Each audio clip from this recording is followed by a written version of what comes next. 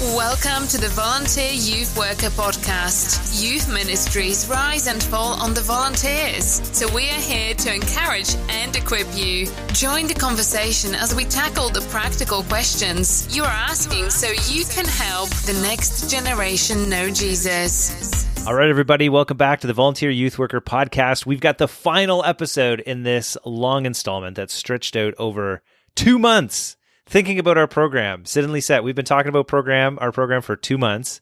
But here's the thing. The program's coming anyways. We're already doing it. So it's not like we need to be sad that we've been talking about it for so long because we're a part of it. Like, this is a part of what we do. Yeah. And it's so important. And it's so critical. Yeah. But hey, I think the point that everyone should get is that we don't do program for the sake of program. Like, the program is there to facilitate your discipling relationship with kids. So even when the program isn't killing it, you still get to kill it. We just want to help you leverage it as best as possible. That's great. If you could preach in the first minute of every podcast episode going forward, Sid, I think that's going to be our new play. Like, drop the truth in the first minute. Okay, so yes, and what happens is that oftentimes as volunteers, we can get caught in the routine of like, oh, this is what we do, and we're kind of in the like, we show up, we do the thing, we go home, and that's it. We're trying to be thoughtful, strategic in the regular routine. We're not necessarily saying you got to adjust and change and throw everything out with your program, but in light of what's coming, here's a couple ideas to make the most of it. So that's been this whole series, and we're wrapping it up today with the drive to the program. What are you doing kind of pre-program in preparation for your youth night? So when you start to think, oh yeah, I've got, the students, my small group, my youth group, it's coming up, it's tonight, it's tomorrow, whatever it is, what are the things, Sid and Lisette, that leaders should be doing to maximize the time that they're going to get with their students? What are we doing in the preparation phase? Step one, I think, is you got to figure out how to let go of your day, let go of your week. Because the hardest thing is to be fully present, to be fully engaged with the kids, right? If everything is about relationship and being there for them, you got to be able to kind of put your stuff away. But that's not easy. Most of you are probably coming from a full day with kids or a full day of work or a full day of school or who knows what. And then you're like madly driving to youth group thinking, oh my gosh, I got to go do something. I think there's a way to actually use the drive as like your time to kind of like lay everything aside and go, okay, Lord, what is it that you have for me and for these young people tonight so that I can be fully present for that? If that is worship music you can turn on, if whatever that is, just a way to say, okay, create a routine for yourself that says, I am preparing to engage this night on behalf of these young people. Yeah, and you don't have to be. I got an idea. Yeah, go. No, I want to add first. Okay. Yep.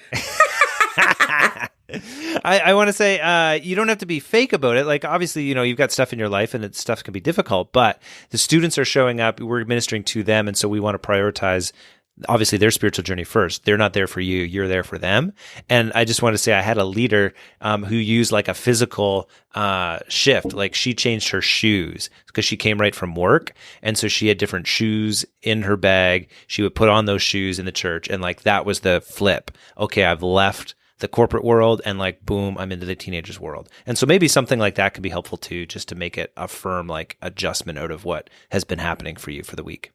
Yeah, and just to be clear too, there's a part of our faith journey, our authentic faith journey that takes place here as well. Constantly throughout life, we have to take the things that we're carrying and really surrender them over to the Father, right? Like, that's actually what we're doing. We're entrusting to God. And, we all have maybe different times we do it, quiet times, Sabbath days, like whatever it is. But this is one of those important moments where it's not just, hey, I'm going to reset my mindset, my mind to youth night, but actually it's a moment to go, okay, Lord, I know that I need to entrust you with things in my life so that I can be fully present, which is the way I want to be always. But this is just one of those helpful, specific moments. And so I think it's just really good to go, Lord, you can carry this stuff. And to take some time to do maybe a little bit of a prayer of examine what's taken place in my day, what's weighing on me, what are my emotions, and really turn that over to the Father and say, okay, God, I always want to give this to you, but in particular for the next 3 hours, I'm entrusting this to you and I want to be fully present here.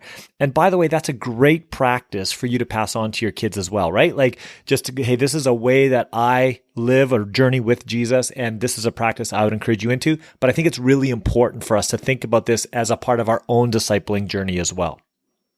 Yeah. Okay, so we're releasing the week, the day that we had to focus on what's to come at our program. What else do we do to prepare for this gathering? Lisette. I would say go look at what you got. Hopefully Hopefully your point youth leader has said, hey, tonight's going to be about this. Maybe it's been a text message. Maybe it's an email. Maybe they're really organized and you've had it for a while. Whatever the case may be, hopefully there's something that says, hey, tonight's about this. And take a few minutes to either read the key passage that's coming, read the small group questions you're going to have, start like mentally preparing for what you're engaging the young people in. Yes. Yeah, and we've done episodes on small group questions. The truth is although they're written there, you don't have to always follow them. The point is to prompt conversation. Right. And so if you know your group and you can be even thinking ahead to tweak some of those, that's great. That's obviously way better in preparation than it is in the moment as you're reading that first question and you're like, oh, they're not going to answer this at all. Like this isn't going to hit. So try to get a little bit out ahead in front of that. Okay, good. Sid, what's another thing we want to be doing? Yeah, so I think the next thing is I actually want to focus on individual kids. So there's probably two things that I think are really good. Number one, I probably want to have a list of the kids that generally are in my group, right? So I want to remind myself of them and take a moment to actually just pray for them. So we think that prayer is one of those activities that's really important for creating a transforming culture. And it can begin here where I'm praying for each of my kids in particular. And then the other part that comes out of that is I'm thinking about something in particular about that young person or their journey that I might be able to ask them about or acknowledge. So, oh, Jeff, right, he had a hockey game this past week and this happened. Okay, I'm going to remember to just maybe check in on him about that. Or Sarah has having a real struggle time at home. Lord, I'm going to pray for her, and then I'm just going to find a quiet time tonight where I can just ask her, hey, how are you doing? I know things are hard. So just preparing myself for the evening by specifically walking through each of my kids.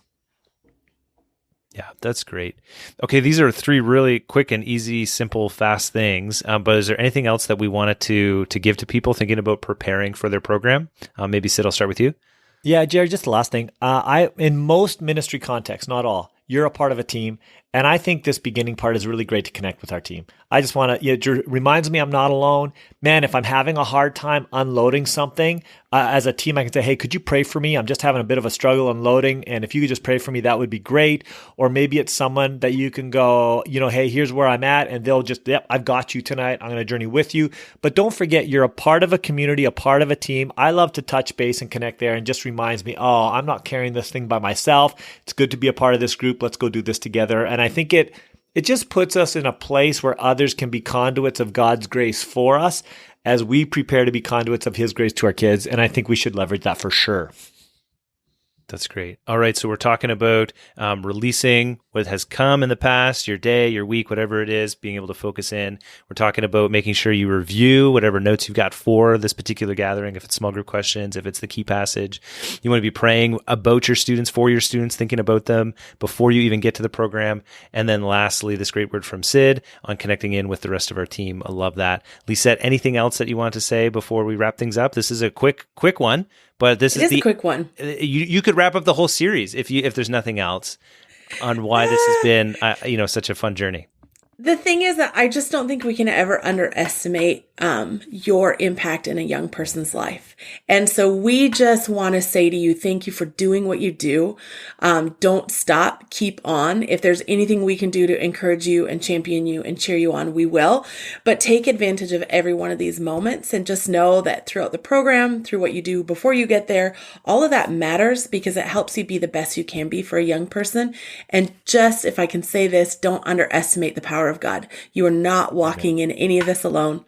The God of the universe is doing this with you, helping young people get to know Him and love Him. So come on, go do it. So does Lisette get to preach to end all of these now as well? Like, I think this is wonderful. Yeah, right? That's the new thing. We're going to shift this podcast. It's going to be the Youth Worker Sid and Lisette preaching podcast. But that's a great word, Lisette, in all honesty. And we're grateful for both of you guys bringing your wisdom over this last stretch. And so youth workers, if you've got somebody from your team that hasn't heard this yet, make sure to pass this podcast along. Or if you know other youth workers that are involved, even not in your ministry, but in other places, in other churches, and other ministries, send it along because we want to be as helpful as we can. And the work that you're doing, because it matters so much, it's worth getting a little bit better at it, to be thinking strategically about it.